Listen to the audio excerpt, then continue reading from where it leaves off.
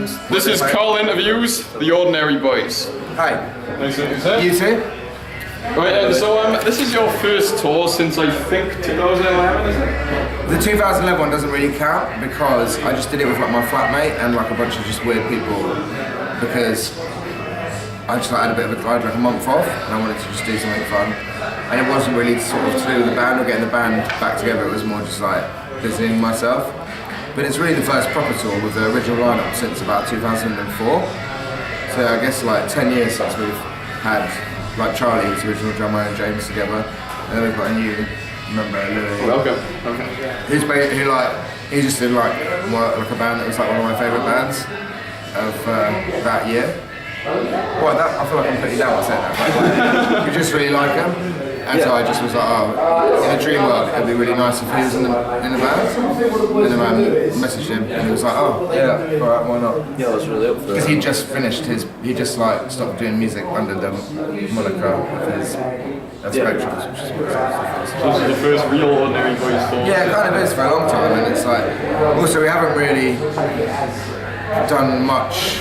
I mean, we just sort of put it out on our Facebook and sort of tried to see what happens.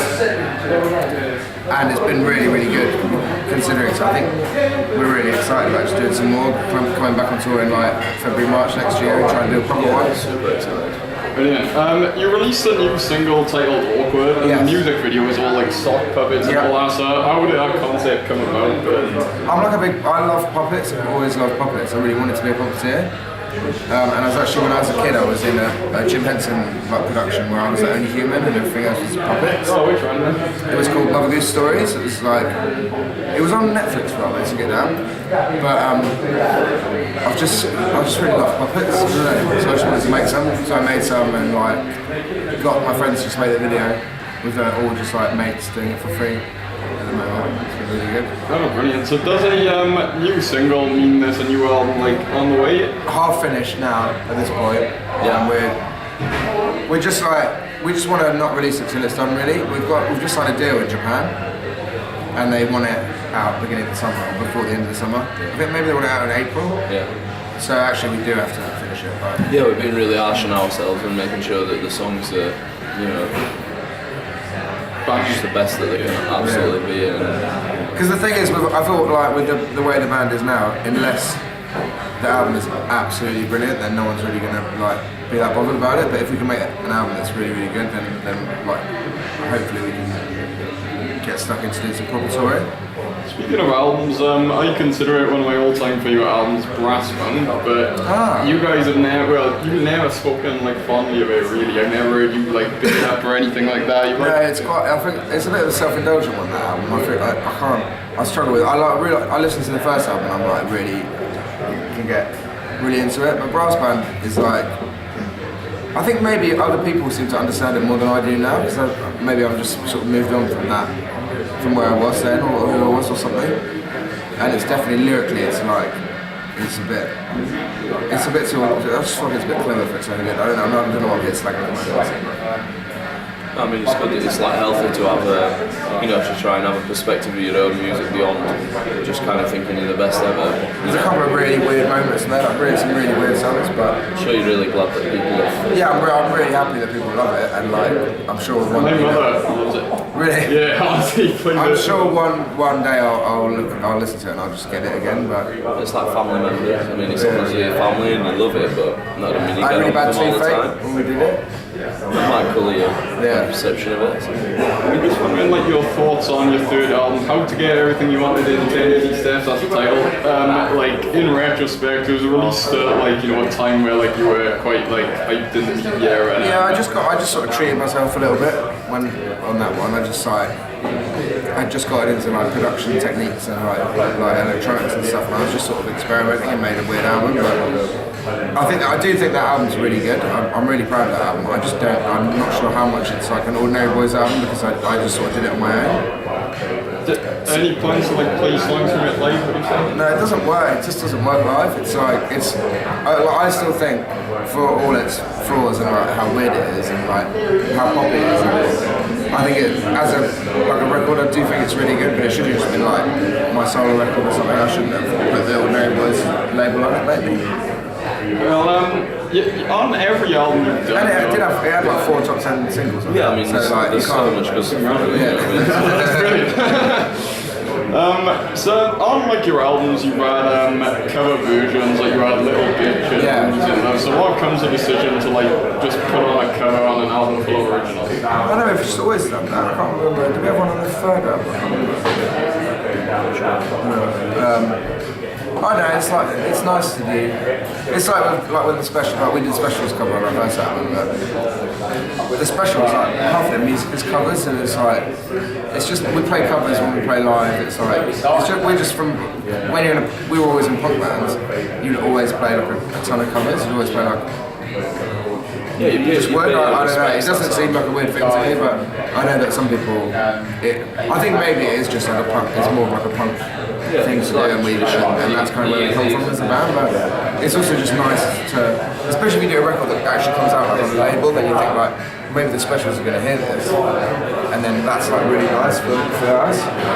And then they did, like Terry Hall was in one of our music videos and stuff, so it's like, they did hear it and they really liked it, so that's really nice. Oh, brilliant. You know, 9 to 5, your single Homo 6, it featured Lady Severin, and I've always wondered, that's a weird collaboration, so I'm wondering how it came about. I met her once, I just really liked her, she's just really nice, and like, I was like big into like grime when it first came out, and there's like, just like I had a moment of being really into it. I like it now. Like you like that stuff as well. Yeah, like I think a lot of the lads in the band, you know, like big grime fans, and I think to me that's like a natural thing. You know, if there's things that you see that you like, it's natural. Well, she was when she came out. I was like, especially the first couple of tracks she put out, it was like. It was just like the punkest thing that had happened for a while at the time. Like maybe now it's not, it sits a bit differently now, but definitely at the time it was just like the most sort of like aggressive sort of like punk thing. Yeah, like Real Deep and Wiley and people like that. Those were like the punk people at that time. Punk was like just fucking a haircut by that point. So, just a t-shirt and top shot. Yeah, if you're being honest with yourself, you know, it's people who like punk music, you know, like Sam and the lads and stuff, you know, it's natural that they would gravitate towards that. Yeah. And also you had Rankin Jr., that's his name now, on Boys Will Be Boys, so how did like you meet him, how did it come about, why did it like you on the track? I really like the beat, I thought the beat was great, man. I went and saw him and just met him and got on with him. He's lovely, you know, he's like one of our best friends now, and he sung with us like 2 nights ago, actually. Yeah. He's just a lovely guy, yeah, and I just thought, I like your music, let's do it. It worked out really well. I think that track wouldn't be the same without it. So I discovered you personally through Burnout 3. Yeah, lots of people have said that. Yes. Culture. So I'm just wondering, like, you know, when your song's on a game or something, like, do you like play the game? You know what I mean? Like, do you just play it? I know. One of our songs is like the first Harry Potter movie. Oh yeah. But I haven't seen it. Is Boys Will Be Boys on that? Yeah, I think so. They played in the common room. We're on some other we're like Van Wilder or something as well. I never seen that as well. Do you find that like opens your fan base a lot? Like as you said, people come up to you. The game was big actually for us. It came at the right time. It was like a driving game or something. It's one of the best games on the PS2, really good. And then I heard that I saw Boys Will Be Boys on like a TV show, and then I got so like Morrissey is your hero, like you named yourself Preston, well, your surname is Preston, yeah. You're like just kept I was talking to Lou about this earlier, that like, it was our first enemy interview and I was just like, oh, I thought my name was Preston like Morrissey, like I just did it as a joke, so I never thought it was going to like our band. And then, like 10 years later, I'm just like, and didn't you get to meet him and like yeah, we played with him and stuff, yeah. How was he with you? He was good, like, the only thing, he signed everything for me, like, I ended up talking to him a bit. The first time I spoke to him, I just said, like, hi, I'm Preston. He just said, yes, I know who you are. That's the only thing he said. Someone's still going hard, yeah. I'm going to see him on Saturday. Oh, brilliant. Will you get to like meet him in Lancashire where you saw each other? Yeah, I'll probably say hello. Oh, nice one. Dream come true, Yeah, it's really good. So were there any songs, like Ordinary Bodies albums like I consider them like a strong collection of songs. So are there any songs that you wanted to be singles that they just couldn't come out as singles that you wanted to put as singles? No, I don't. You know what? I don't think so. I mean, even the idea of singles is like it feels like a little bit. I mean, it's better now because the way music sort of is released is much more sort of song based, which is good. But definitely the first album, it was like we just wanted to make something that felt good when you listen to them together, and it's the idea of singles was a bit weird. But even that, the singles from the first album aren't necessarily stronger as songs as any other ones anyway, I think. This goes on to be a single. Yeah, maybe, probably should have been. So it's the 10th anniversary of Over the Counterculture, which is like, I'm assuming the reason you're all back doing this, isn't it? No, it just sort of happens. Yeah, life just works like that. Are there any plans to play the album in full one day, or is that what you're doing? No, I mean, I'm the only one in the band that's over 30, and like, we don't want to be like a nostalgia band, you know what I mean? So I think we're going to just try and avoid, like, maybe when we're like 40, then we'll think about doing stuff like that if people are into it, you know, and also we're not like, we're just like a band, we're not necessarily a band that people want to hear a whole album of, they like, people want to hear like new stuff from us as well. So I think at this point there's definitely no plans, but also we pretty much just played the first album and new songs. So you've written songs for Ollie Mears. I'm just wondering, how does that come about? Like, how do you end up just writing for Ollie Mears? I just had written a song that wasn't like something that I wanted to release originally, and it's Heart Skips a Beat, which was like his song that went to #1. I don't know, someone just sent it to him. I honestly have no idea. It just sort of all worked out, yeah. Did it get like changed much from your original? No, it's pretty similar. It was pretty similar. It's the Ordinary Boys and stuff as well, so I think that kind of helped. Oh, brilliant. Just a quick fire round for you both. Favorite Ordinary Boys song?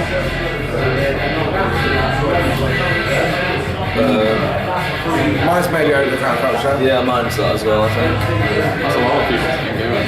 Yeah. It really sunk it. Yeah, did you? Yeah. Favorite Ordinary Boys album? The new one that hasn't come out yet. Yeah. Fit one that's out? Over the Counterculture. Over the Counterculture. Favorite music video you've done? Definitely Awkward.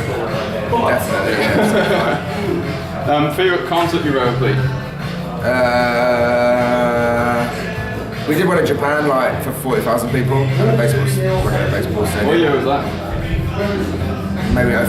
Oh, nice. Yeah, it's really good. Last couple now. So obviously, like, you know, you've all like seen the world and all that stuff. So are there any like showbiz, like, you know, friends you've made, like that you can name drop, just like really like see off it, you know what I mean? Rankin Jr. Maybe. What? Rankin Jr. Oh, Rankin Jr. Yeah. No, not really. I'm trying to mix those types. So what's next for the Ordinary Boys? Because you're doing this tour, and people are just wondering, like, is this going to be a full-time thing from now on, or is it just going to be like? I really hope so. We've all got jobs and stuff and like work, but if the album, you know, if we do a really good album and people are into it, then I'd love to do it. Like, I'd love to just keep touring and touring. Yeah, if people love us, then, you know, we'll be around.